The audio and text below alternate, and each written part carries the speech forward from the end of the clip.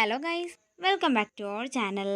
Episode ആരംഭിക്കുമ്പോൾ കാണിക്കുന്നത് ആനന്ദ നിലയമാണ്. ഐശ്വര്യയുടെ report നോക്കി ദേഷ്യത്തോടെ നിൽക്കുന്ന ഡോക്ടറിനോട് ഐശ്വര്യ പറയുകയാണ്, കണ്ടില്ല ഡോക്ടറെ, ഞാൻ പ്രഗ്നന്റ് തന്നെയാ. എൻ്റെ റിപ്പോർട്ടിൽ അതൊക്കെ ഉണ്ടല്ലോ. എന്നിട്ടും ഇവരാരും എന്താ ഞാൻ പറയുന്നതൊന്നും വിശ്വസിക്കാത്തത്? ഈ റിപ്പോർട്ട് റെഡിയാക്കി തരുന്നതിന് ഐശ്വര്യ എത്ര രൂപയാ ആ ടെക്നീഷ്യന് കൊടുത്തത്?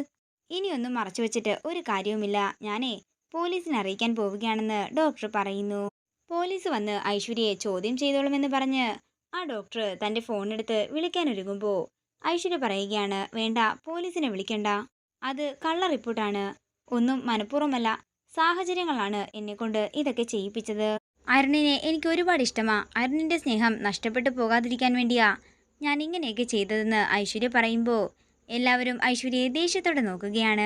ശ്യാമേ, നിനക്കാണ് ഈ വീട്ടില് അല്പമെങ്കിലും മനസ്സലിവുള്ളത്. എന്നെ കൈവിടല്ലേ ശ്യാമേ എന്ന് ഐശ്വര്യ പറയുന്നു. നിന്റെ കാല് ഞാൻ പിടിക്കാൻ ശ്യാമയെന്ന് ഐശ്വര്യ പറയുമ്പോൾ ശ്യാമ പറയുകയാണ്, അതൊക്കെ പിന്നെ, ഇപ്പൊ ഡോക്ടറിനെ വേറെ ചിലത് കൂടി പറയാനുണ്ട്. ഐശ്വര്യ ഇത് കണ്ടോ എന്ന് പറഞ്ഞ് ഡോക്ടർ ഒരു പേപ്പർ കാണിക്കുമ്പോൾ ഐശ്വര്യ പറയുകയാണ്, അത് ടെസ്റ്റിന്റെ റിപ്പോർട്ടല്ലേ? അത് ഞാൻ പറഞ്ഞല്ലോ, എനിക്ക് ഒരബദ്ധം പറ്റിയതാ.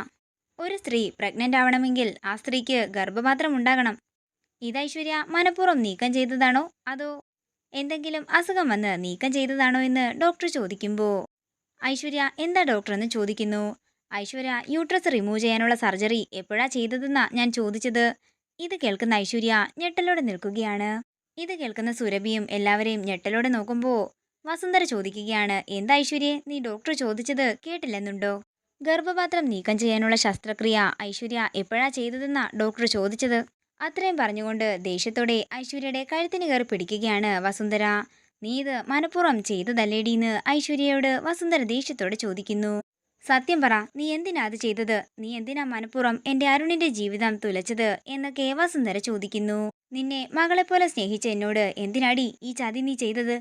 മര്യാദയ്ക്ക് നീ സത്യം പറയണമെന്ന് പറഞ്ഞ് ഐശ്വര്യയുടെ മുടിക്കുത്തിന് പിടിക്കുകയാണ് വസുന്ധര.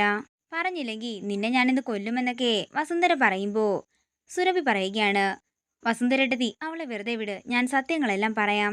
എന്നാ നിങ്ങൾ തന്നെ പറ, എല്ലാവരെയും നിങ്ങൾ എന്തിനാ മനഃപൂർവ്വം ചതിച്ചതെന്ന് എന്ന് ദേഷ്യത്തോടെ ചോദിക്കുകയാണ് വസുന്ധര. അത് സൗന്ദര്യം പോകുമെന്ന് കരുതിയിട്ടാണ്. എൻ്റെ മോള് മിസ് കേരള അല്ലായിരുന്നോ? മിസ് ഇന്ത്യ ആകാൻ വേണ്ടിയുള്ള തയ്യാറെടുപ്പില് അറിയാതെ ചെയ്തു പോയതാ. അങ്ങനെയാണ് ഇവളുടെ ഗർഭപാത്രം നീക്കം ചെയ്തത്, അല്ലാതെ ആരെയും ചതിക്കാനൊന്നുമല്ല. ഐശ്വര്യ പ്രസവിച്ചാൽ സൗന്ദര്യം നഷ്ടപ്പെടുമെന്ന് കരുതി അന്ന് ചെയ്തു പോയതാണെന്ന് സുരഭി പറയുന്നു. ഗർഭപാത്രം മനഃപൂർവ്വം എടുത്തു കളഞ്ഞതാണെന്ന് പറഞ്ഞാൽ ആരെങ്കിലും ആ പെൺകുട്ടിയെ സ്വീകരിക്കുമോ? അതുകൊണ്ടാ അന്ന് പറയാതിരുന്നതെന്നും സുരഭി പറയുമ്പോൾ ഇത് കേട്ട് ആകെ ഞെട്ടലോടെ നിൽക്കുകയാണ് വസുന്ധരയും മറ്റുള്ളവരും. തുടർന്ന് ദേഷ്യത്തോടെ ഐശ്വര്യയെ തലങ്ങും വിലങ്ങും തല്ലുകയാണ് വസുന്ധര. നിന്നോട് ഞാൻ ഒരിക്കലും ക്ഷമിക്കില്ല ഐശ്വര്യയെ, നിന്നെ ഞാൻ എൻ്റെ മകളെ പോലെയാ കണ്ടത് എന്ന് പറഞ്ഞ് ദേഷ്യത്തോടെ ഐശ്വര്യയെ തല്ലിക്കൊണ്ടിരിക്കുകയാണ് വസുന്ധര. തുടർന്ന് ആകെ തകർന്ന് വസുന്ധര മാറിയിരിക്കുമ്പോൾ ശ്യാമ ചെന്ന് വസുന്ധരയെ സമാധാനിപ്പിക്കുന്നു.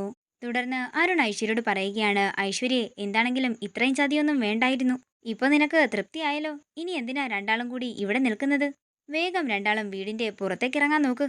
ഞാൻ എന്നെ തന്നെ നിയന്ത്രിക്കാൻ പറ്റാത്ത അവസ്ഥയിലാണ് നിൽക്കുന്നത്. അതുകൊണ്ട് ഇറങ്ങിപ്പോകാൻ പറഞ്ഞ് ഐശ്വര്യയെ പിടിച്ച് പുറത്തേക്ക് തള്ളുകയാണ് അരുൺ.